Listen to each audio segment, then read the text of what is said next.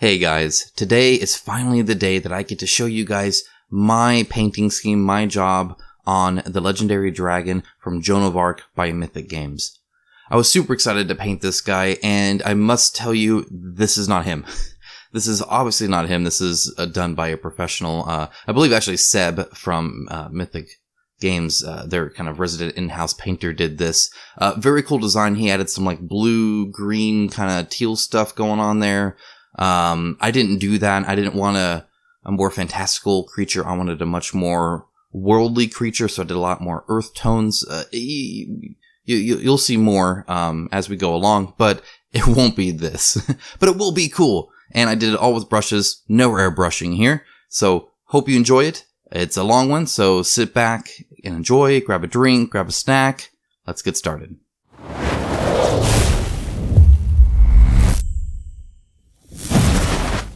Now, the first thing to note is, as you can see, these white lines here, I've filled in a lot of gaps. And also epoxied in the wings. I will have a link to both of those. I did the Vallejo plastic putty with the needle applicator for the gap fill. Fantastic. Helped a ton. It was super clean. And what I like about it is it's water soluble. So you can, if you get some outside of the gap that you don't want, unlike the green stuff where you're trying to get it off and it's kind of difficult. And this one, super easy because you just wipe it off with like a wet Q-tip and it comes right off, which is really nice. So you get it perfectly only where you want it.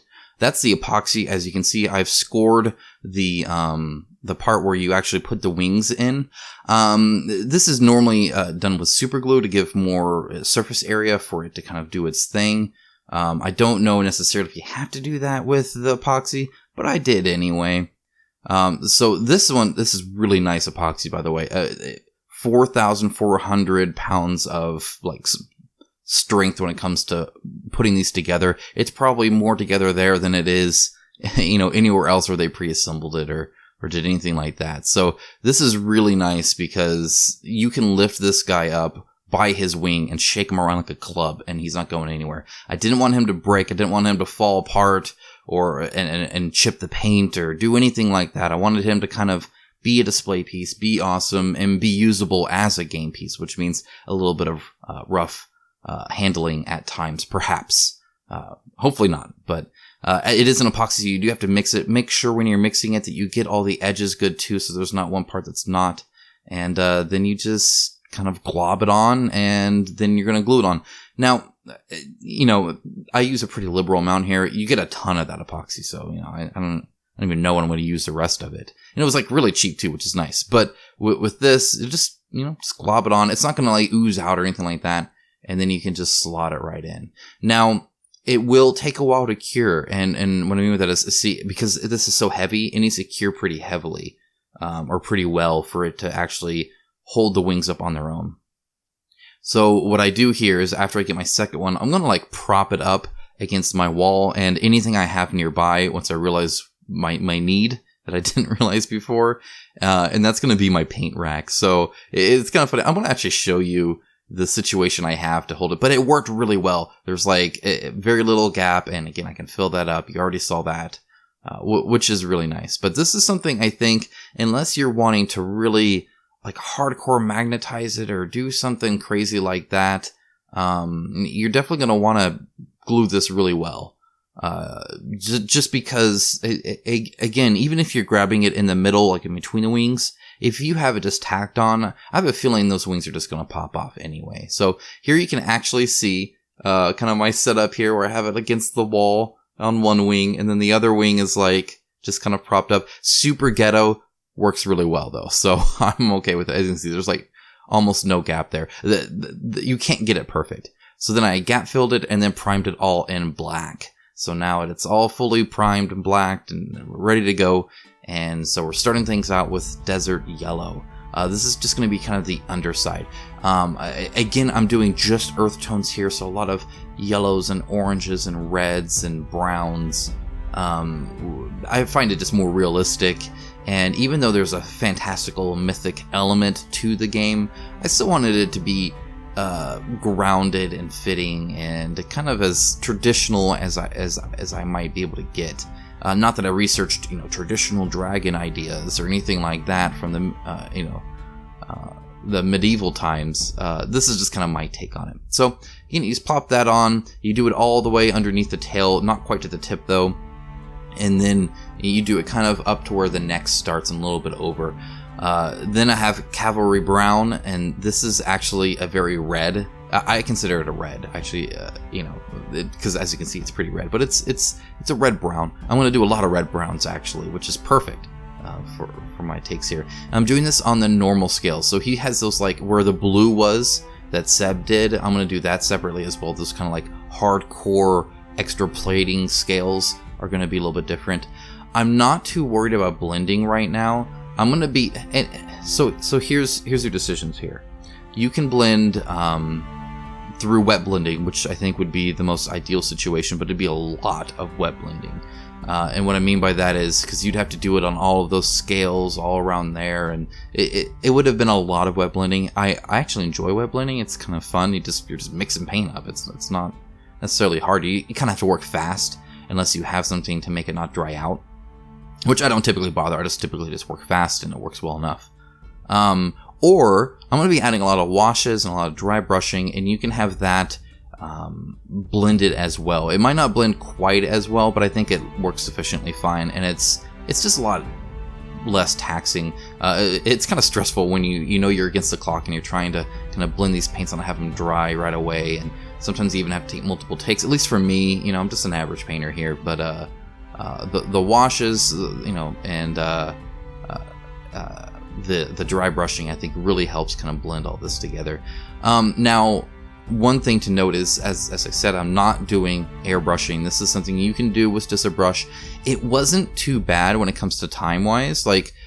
Recorded footage-wise, which I recorded almost everything I did, was about 9.5 hours. So that's about how much time I spent from top to bottom, basing, gluing it together, doing all that kind of stuff, and painting it. It was about 9.5 hours for this kind of big job, which I'm okay with. I've spent 6 hours on just an Oni from Rising Sun, so just a couple more for something big like this actually isn't too bad. I was pretty happy with it. I am using the Monster Brush by Army Painter. Again, I will have a link in the description below. It's a really nice brush. One thing I did learn doing this is you should wash it out more. So if you don't wash it out, what you'll see sometimes is some of dry paint particles kind of towards the end of it, and that ends up just splaying the brush out enough to where it adds a few bubbles to your paint, which are just difficult to get rid of and not fun. If I hadn't been less lazy and actually just washed it out more often, it would have been fine, but I was trying to work kind of quick here. Anyway, what's nice about this is, besides that yellow, and then obviously on the wings, I'm going to be pretty lackluster here on what I cover and what I don't, because the armor scale is going to be a darker color. So I don't have to be super exact like on the head or around those armor scales, because that darker color is going to cover up this red no problem. And so really you just kind of have to keep a little bit of care around the wings and the belly, and that's it. Otherwise, you can be kind of sloppy. It's not a big deal. And that helps speed it along too. Now, one of the problems I found with blending, and I think that you would have this whether you did an airbrush or not, is you can see that little bit of a line right there. Now, I've filled it up so it's just barely there, but it's not textured the same, right? So it's not really a dip, but it's flat, and so it's kind of this flat line. I guess I could have gone in and tried to texture the putty or whatever you use, an epoxy or green stuff or whatever. That's really beyond the skill set I'm trying to show on this channel, and time investment. So as always, the more time you spend on something, the better it's going to look. That's pretty much universal. If you want to know the secret to professional painters, oftentimes, besides doing it full time for over a decade, is that, so just raw experience, is, and maybe talent, I don't know, is time investment. And so a lot of times when us, consumers are just trying to paint it, we're trying to paint it to get it done, to get it to the table, to play that mission, to have that army. Whereas a lot of the professional painters are doing it because they get paid 8 hours a day to do it, and it's supposed to look really nice for display purposes. So it really depends on kind of what you want to do. I tend to be somewhere a little bit in between. Like I said, I spent about 9.5 hours on this, probably 10 in total. I didn't necessarily record quite everything, but anyway, as you can see now, I have the chocolate brown out after my tangent, and this is going to be kind of really the only brown only part on this. This is just for these heavy armored kind of scales, these more heavy duty scales you can see. And it covers right over the red just fine. No problem at all. And again, you could wet blend some of this. You could do a lot of different mixing types if you wanted. You could do glazes. That would take forever. I don't suggest it, but it would work really good, I suppose. This is not, I mean, all of it's a little watered down, but I didn't really have to do a lot of 2 coats in too many places. Some of the red I did, just because the black was showing through maybe a little bit, but otherwise it's pretty fine. This is also going to go all down the legs and toes. And so you're going to want to get those as well, but otherwise it's just those fins, and really any part of the dragon that isn't painted yet is getting this brown, minus like the claws and you know, that the bone parts, I guess is what I'm trying to say here. Even the horns actually are getting this brown, so I wanted the horns to be kind of dark. Looking at the concept art, you don't see a lot. It's mostly in shadow. It's mostly dark. But I certainly don't see any bright blue in the concept art. That doesn't mean that dragon doesn't look awesome, because it looks freaking awesome and is fantastic. It just doesn't really match the concept art in my eyes that you can see. That you can't see a lot of it. It's mainly just the head of the dragon. So you're kind of free to paint him however you want, and pretty much be okay. But again, trying to go a little bit more, I don't know if traditional is the right word because I'm no expert on dragons, but I guess more earthy, more worldly. So again, with this brown, I am taking a bit more time. As you can see, I have no problem being pretty detailed even with this monster brush, so I didn't swap. The only time I do swap is to do dry brushes and the eyes. And the like wooden planks in the debris, I'm going to swap for that as well. That's literally the only things I don't... I guess I think the claws and stuff too, I used a regular regiment brush. So, but 95%... 98% of the time I'm using this monster brush, and it really helps speed it along a lot. I can't imagine doing this with a smaller brush. In fact, I would have been okay with even a size bigger than this for a lot of it. I wouldn't have used it for the whole thing, but either way, pretty easy. As you can see, at the end of the tail doesn't go all the way, that underside. Okay, so now I'm doing orange brown for the wings. I wanted this to look a bit more fleshy, but I didn't want it to be a pink kind of flesh. I didn't want the belly to be the only kind of more brighter yellow color. I think it would have probably stood out too much. So I wanted the wings to be a little yellowy, a little orangey. A wash is going to tone this down a lot. So it's going to really mix it and make it not look so paint by numbers that it kind of looks like right now. And I think really kind of sell it. If I want to do fleshy, I like my Demon Vanguard. I think is probably my best example of that, where I have some purples and pinks, and his wings just look kind of like a stretched out flesh looking kind of color, kind of gross, kind of cool. But I didn't want that on this. I felt there was already enough red, but it probably would have blended a bit better. I think I blended actually really good. You'll see it at the end. I think this one actually blended probably the best between the two colors. But again, you can paint it however you want. Pick your own colors. Have fun with it. Just kind of do whatever you want. You want them to have purple wings? Go for it. I guess you can do that with anything, but with this game, it's more open, again, because of that concept art, which is nice. Now, one thing to note is, if you think the dragon is going to take the most paint, you're wrong. It's the wings by far. This took a ton of wash and a ton of paint, like almost a whole bottle. And that's because not only is the surface area quite large on the top, but you have two wings, so everything's doubled, and it's top and bottom of it. So it's like the surface area that you see of one of the wings on the top quadrupled. So it's a lot of paint and a lot of time. This took longer than anything else by far. It just kind of takes a while. And it's not like it's difficult or hard or anything like that. It's just, there's a lot to go over here. As far as airbrushing goes, I'm not an airbrush expert. I imagine I've seen a few people do it. You would have to like cover up some areas or just be really careful around some areas, or I don't know. I'm sure you could get a good blend on everything right away, though doing the wash and dry brush takes no time because you're doing that anyway. So, you know, it's whatever. I'm not going to be airbrushing. That's definitely not something that necessarily appeals to me. And not something everybody has or can do. So there's that too. All right, red leather out. Red leather is kind of funny because I always find it more red than I anticipate. Like, I don't know, it almost seems like it's just my bottle, right? Because it's pretty red. But there's a little bit of kind of an orange brown in there too. Again, just kind of helps tie everything together a little bit. And I am going to do a wash and a dry brush on this. I wanted the fins to definitely be more fleshy, more raw, less scaly, because they don't really look like scales. I don't know what these fins do for the dragon. I don't know if it's just like its hairstyle or if it helps cool it off like a dinosaur. Isn't that what the dinosaurs use them for? I don't know. But I thought it'd be a kind of a nice way to add just, again, another color, another brown, another red, and kind of tie it all together. Now, I will say you're going to have to do some touch-up, just because you're handling the dragon while painting it, obviously, so you're going to be stuck doing that. For inside the mouse, I have black red. It's a very, very dark red that works perfect for something like inside of really any mouth that you think wouldn't get a lot of light, but should still be kind of fleshy colored. It highlights up really well. It doesn't take a wash very well because it's so dark, which is fine. But again, really good just to throw inside of a mouth like this and then get it pretty much perfect. One thing I don't do until later is you should trace the outside of the tongue with it.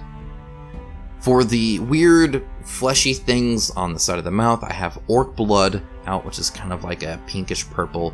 And definitely needed 2 coats. You can tell I've swapped from Vallejo to Army Painter because the coverage is crap. Army Painter is great, it's cheap, they got some good colors, but if you're wanting a superb coverage first coat, Army Painter is not your cup of tea. It's just not going to be the same. For the tongue, I'm going to use tanned flesh. This is not the first time I've used tanned flesh on a tongue, and I actually really like it. It's just pink enough to, I think, really sell it for me, and I quite like it as a tongue color. It's like just slightly pink and slightly, I don't know, it just seems very tonguey flesh to me, which I think is perfect. So anyway, that's tan flesh on the tongue. All right, for the kind of the ruined keep or tower or rubble or whatever it used to be, I'm using Uniform Gray as the base coat. Again, covers up really well, really happy with it. Now, I'm going to be doing the entire thing in Uniform Gray, but I'm going to be doing 2 different washes on it.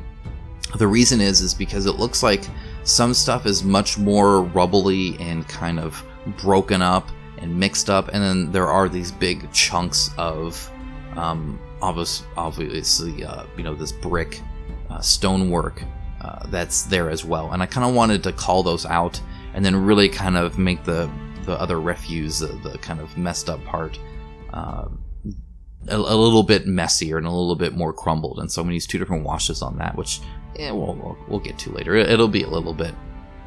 Speaking of which, we're almost the halfway point, which is awesome. Thanks so much for watching. I really do appreciate it. Again, if you like these kind of in-depth painting guides that you can follow or get inspired by, be sure to subscribe and all that fun stuff. For the teeth, I'm doing my normal go-to. You've seen me do this, more than a dozen times, I'm sure by now, when it comes to bones and teeth, and that's Screaming Skull by Citadel.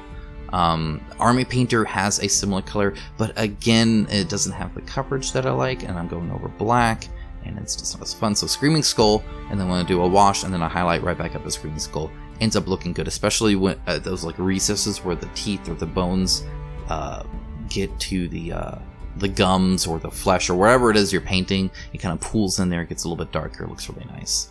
Now, what's interesting here is he has what seem to be 2 lines of teeth, like a shark, and I don't know necessarily if it's just maybe a slightly misaligned mold, or if he has 2 rows of teeth. I don't know, but I painted them both, so whatever. All right, I hope you have a fairly fresh bottle of Agrax Earthshade. You're going to be using about a little bit less than half a pot, at least that's what I did.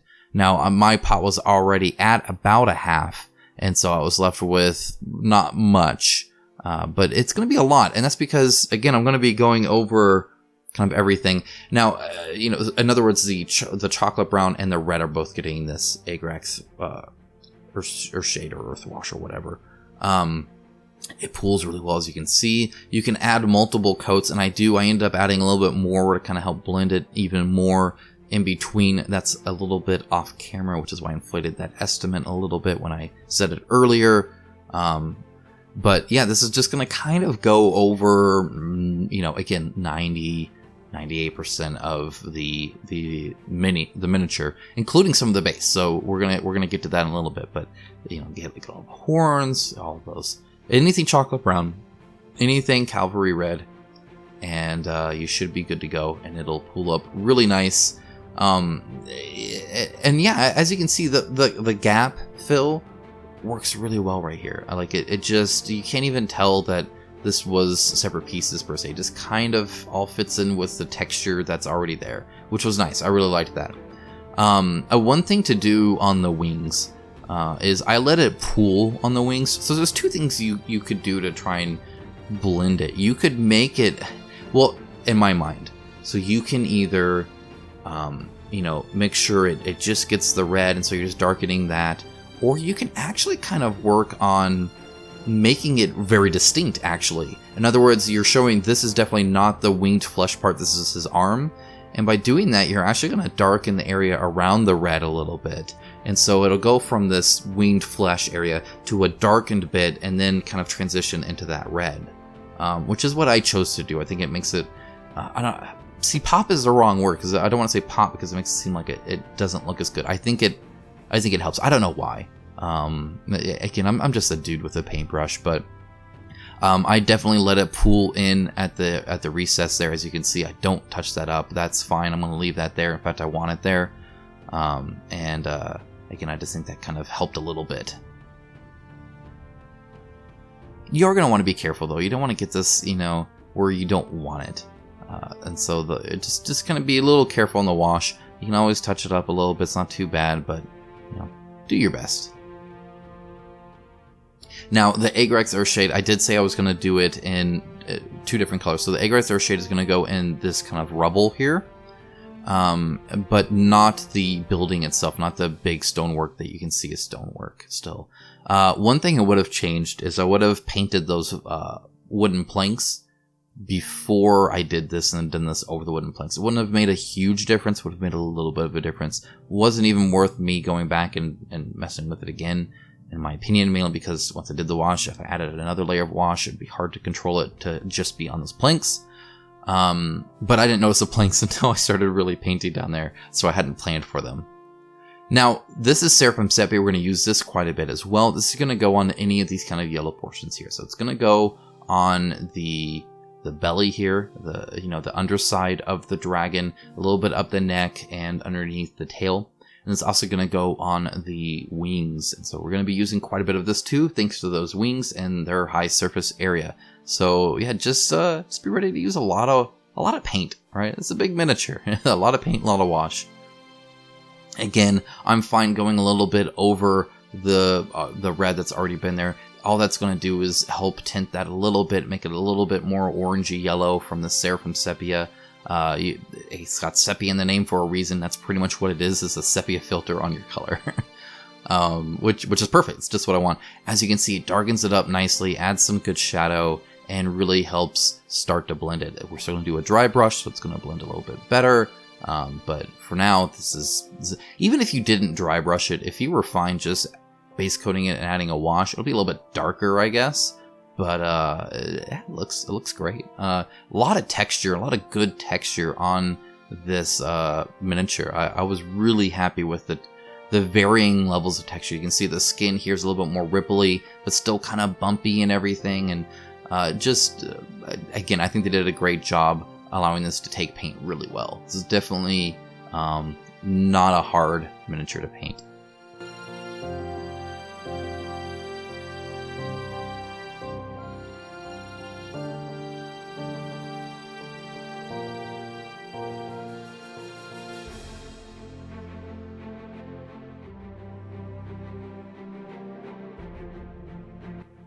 Alright, so now we have Reikland Fleshshade. Again, I'm doing quite a few washes here. Reikland Fleshshade is a bit more of a red brown. Seraphim Sepia is a bit more of an orange brown. And so I wanted these to, again, remain a little bit darker and just show a little bit more texture. This will only darken a little bit. However, it just adds that little bit extra contrast because I'm going to dry brush them. And I'm going to dry brush them pretty heavily. So they definitely have that texture that you see there, which is nice. And it does shift the color a little bit, makes it a little bit more red, makes it just blend in a bit more with the natural skin, almost like these are like fins that are poking out of the same body, obviously. That kind of red body that we have painted now. So works pretty well. I highly suggest, again, the more when anything's natural or anything you're trying to help make it look realistic, the more colors you add, more variances, the better. So you could have just used one brown on everything, but if you have 5 browns and you use 5 browns, it just looks that much better. Garba Crimson on the wash. It's a red-pink wash, and I think works well on here. We're going to highlight it. I'm going to highlight it, and it's going to end up being too much. I'm going to have to wash it again. It's fine. I'll talk about that later. Okay, so now Nuln Oil is out. This is just for the rest of the stonework that we have left, the intact stonework. As you see, there's some down there in the rubble pile that I'm wanting to look a little bit more fresh, a little bit more like it just broke off versus mixed up with a whole bunch of other timber and, you know, maybe even dirt or whatever. Just gonna help add a little bit of variance to it so it doesn't look like a blob, really, which I think it ends up really well. I'm gonna highlight it all anyway and really help it kind of look like one piece. And I think it works really well there. Now, the only thing you have to worry about here are his claws. If you're going to get a little bit of Nuln Oil on his feet, they're already in a dark brown with a wash on them. It's not going to really show up. You don't even have to touch it up. Alright, finally to the dry brushing. So this is not white. I'm adding a little bit of white to the orange brown we used. So now we have just a little bit of a lighter orange brown.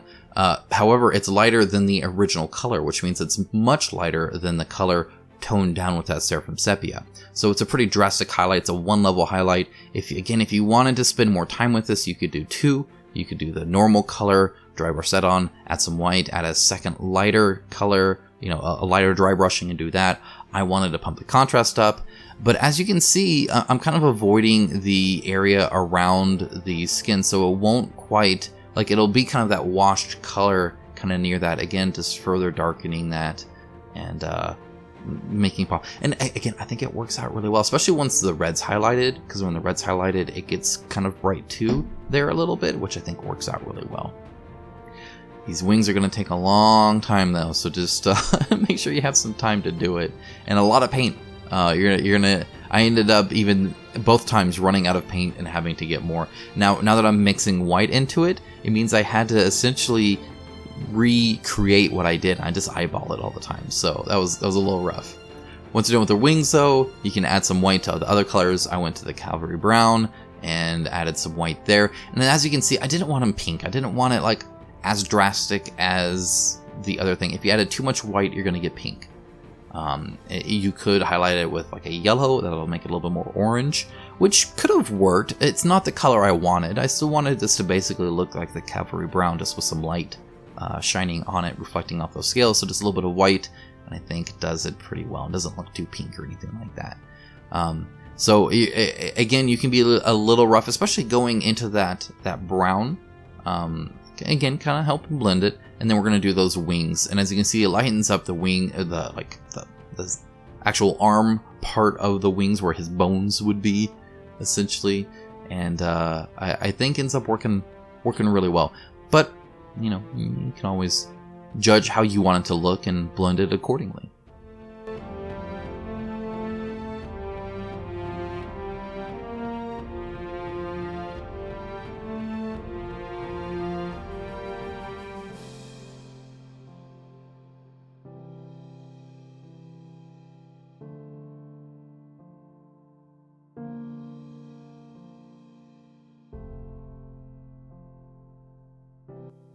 Alright, next up is Ash Gray for the highlight on the stonework. I really wanted these to pop up.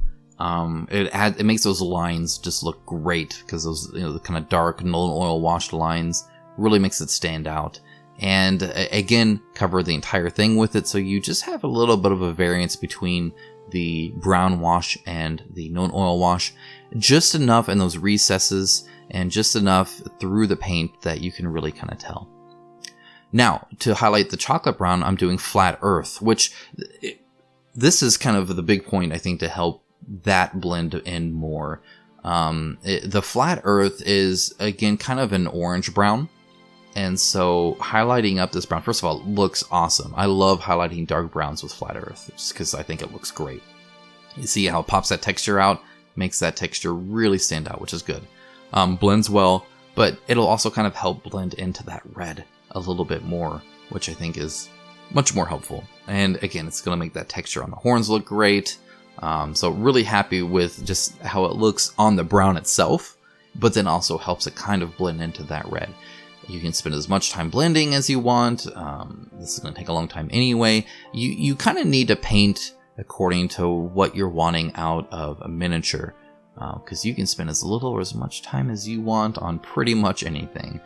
This one, he's going to be a little bit of a display piece. He obviously has to look cool, but heck, if I'm going to spend 30 hours on him, that's just not going to happen.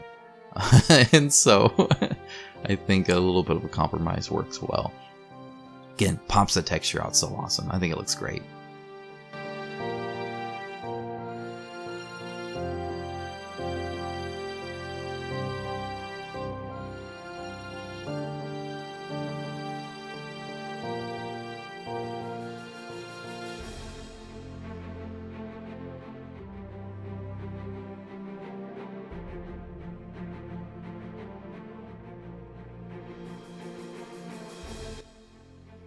Alright, so now I have to paint those planks, and I'm just going to use this same flat earth on the planks. I think it's a great texture for them. A little bit orange, a little bit brown, works good for a 2x4 if I say so myself. And I'm not going to worry about washing them or highlighting them or anything like that. They're just going to kind of be there. They're very small details, add a little bit of color to it, make it, again, look a little bit more like a broken building, which works great in my book. I'm fine with it. There's some in the front, there's one in the front, 2 on the top, and I think 2 on the side as well. Okay, so it's time to start this basing. I'm going to start with the Vallejo earth texture. This is a big base, there's a lot of area, and what you're not going to want to do is spend way more for pretty much the same thing from Citadel. I do have those, and they work great, and I'm fine with them, and they have some that dry out special and do stuff like that. But if you're just wanting,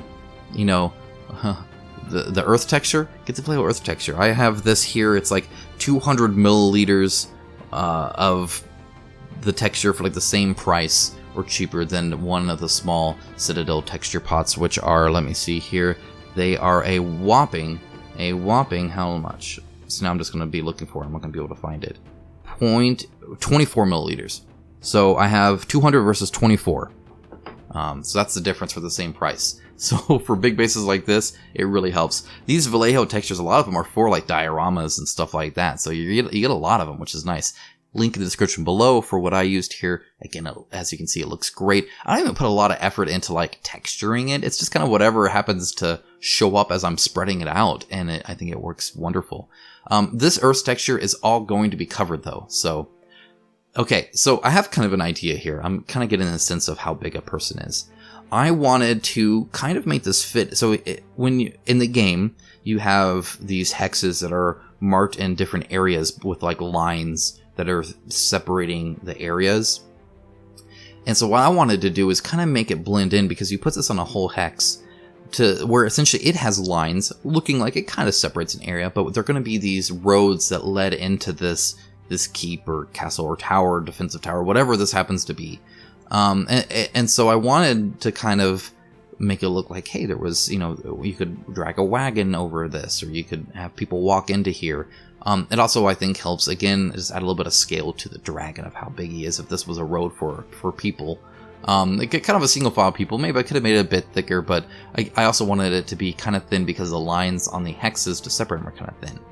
Then I went back with Vallejo thick mud, which is like this kind of orangey, more wet looking mud texture. Slightly clumpy too, which it really helps sell it. And so that's going to kind of be my dirt roads there. Again, link in the description below to these awesome textures, especially these muds. They have like European mud, mud with grass, which looks awesome by the way, thick mud. They got a whole bunch of different, textures, different colors in the paint as well. So again, just kind of covering this up. If you wanted, you could have been more patient than me and had this dry out and then put the mud over it. I'm fine with it mixing a little bit and just kind of having to work a little bit slower, but not having to wait for the texture to dry before I add this and then have that texture dry. But you could have. It just depends on, maybe in the night on one and start the next day with this earth mud. Would have been a little bit easier, I suppose. Alright, I hope you saw some Agrax Earthshade texture out because we're putting more down.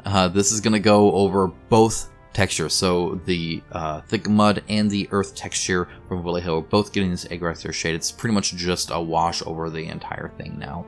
Again, let's just add some contrast. I am not going to highlight it up though, it's just to darken it up a little bit, make it look a little bit more wet and muddy. We're going to add some grass texture and stuff like that, and we're not even going to touch the mud. It can just look kind of nasty. Now, I still have not highlighted the kind of flesh flaps, and as you can see, I went a little bit too, excuse me, I went a little bit too much on the white, and so this is too much of a highlight. It's actually great, like I really appreciate the contrast, but I wanted to blend a little bit more. So I'm going to add the Caribou Crimson wash over this a second time. That'll help blend it a little bit. Anytime I do that with like skin or something like that, I normally just add a wash or two, and it just helps blend it a little bit more. In my opinion, this actually made it look a little bit more fleshy. Like I was fine with the end result. Once it dries, I think it looks pretty good.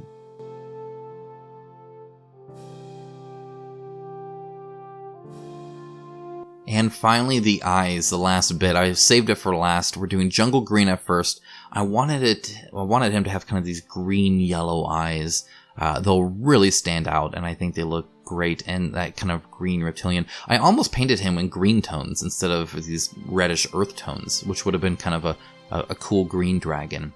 Cassandora yellow, I did too much, but this is a great way to show you how you can handle that. You just keep drying your brush, and then with the dry brush, you dab it in there. It'll soak up some of the wash, and then you keep doing that. As long as it's wet, you're going to be totally fine. So I got a little bit too much in there, but you can save it very easily as long as you're quick on it. So I think, yeah, see, that's perfect. I'll do the other side, and I won't put too much on there. So that little bit of yellow just shifts that color a little bit, makes it a little bit more yellow-green, and adds a very, very mild slight glow to the eyes, which make them pop out more.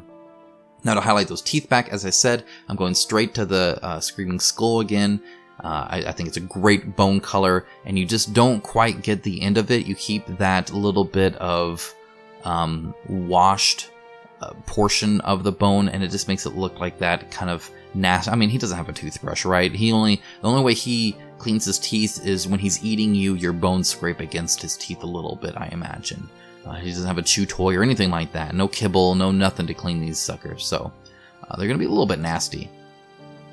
And another thing is, if you see a texture like this, you can just, as you can see, I just put my brush over the sides of it and leave that washed in texture there. It really adds that shape a little bit. Another nice thing is the Screaming Skull right off the bat will actually be slightly transparent, so you can put a couple coats on if you want, or if you want it to kind of be a little bit more grungy, you can leave that there. You'll see a little bit of that Agrax Earthshade tint through it. In other words, this won't be quite as bright, which is nice. But again, all these textured parts, it'll keep that texture really, really good and make it pop out. All right, we got to have those eyes. Again, just be very careful here. It's molded. It's actually really nice to do, and you're just going to kind of do a straight line, maybe make it a little bit fatter in the middle, but otherwise you're good. Last bit of dry brushing here is a little bit of white in that red leather for the fins. Again, just helps them seem a little bit more fleshy. And in fact, you could have done this for the wings if you'd want. If you didn't want the orange wings and wanted a bit more pinkish wings, a red leather actually does quite well with that. I can't remember if I used that on my Demon Vanguard or not. I really can't, but I don't think so. I think he's more pink and purples than anything. But I even like painted in veins for his stuff. So a little bit different situation with him. And again, just kind of be a little bit careful, but it's not too bad.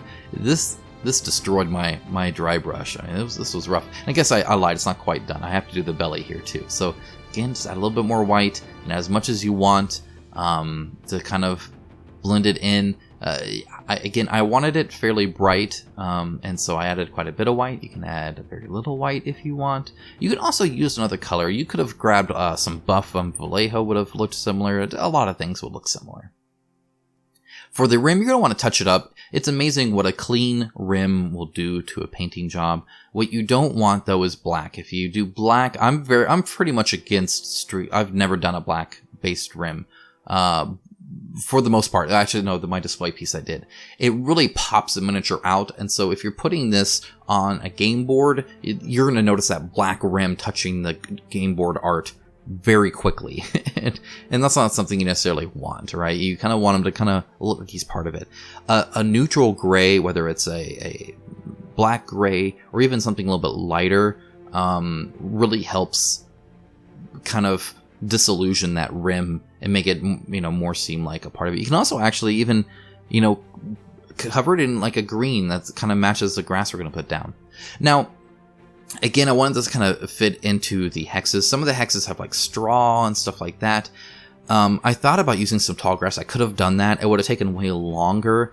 And I had these kind of flowery bushes anyway. And I thought, you know what, that shows the effect I'm trying to get without all that effort of cutting the grass and making the grass kind of line up there and everything. So I placed some of those there, like that's a field of, whatever. And then I have these clumps. These are all what is it? The scenic whatever. I'll have a link in the description below. How about that? They're essentially like train track stuff, but these kind of, this adds a little bit of change in the green. They can be essentially bushes, right? Is kind of what these are. But they will also be a different color and texture than the grass I'm putting down. And so then when I come here with, this is the Citadel grass, by the way. I love this grass. It's a good length. It's a good group of colors. There's some greens and yellows in there. One of my favorites like this, and it has a big rim there. But you just, cover all that in there, and then you get this, the final miniature. Guys, this is it. This is how he looks like on the table. This is how he looks like on display. I'm really happy with him. I think he turned out just the way I wanted him to. I think he looks fantastic. Very much more menacing than a giant gray thing. The base really helps it sell. I've already played the Legendary Dragon scenario now with him painted, and it's great. Having him there next to the, the church that he's trying to attack just looks super cool, and the angels flying around trying to get at him and everything. Very, very cool miniature. Love the sculpt design. I think Mythic Games did a great job designing his whole, just the design of him. He's not just sitting there with his wings out, right? He's like, his mouth is open. He could be attacking with fire breaths. He could be doing all sorts of stuff. He's like crumbling onto a building here. There's like pieces flying off. They're attached to his tail, which is a great idea to have them kind of flying off as he whacks it with his tail. Just a cool miniature and a joy to paint. Guys, I hope you enjoy painting yours. I hope you enjoyed watching this. Even if you don't have one, maybe you just wanted to see me paint a dragon. I don't know. Thanks so much for watching. I always appreciate it. As always, a huge shout out to my patrons. You guys really push me to, make content just like this, where I'm spending a lot of time and putting a lot of hours into editing this video and editing 9.5 hours of recorded footage and, putting it all together for you guys to see. So thank you so much for that. If you want to join them and get some rewards perhaps, or just give back to the channel, a link to my Patreon is in the description below. Otherwise, like and subscribe, that always helps. And I will see you next time for some more Kickstarter news. Thanks so much for watching. I'll talk to you soon.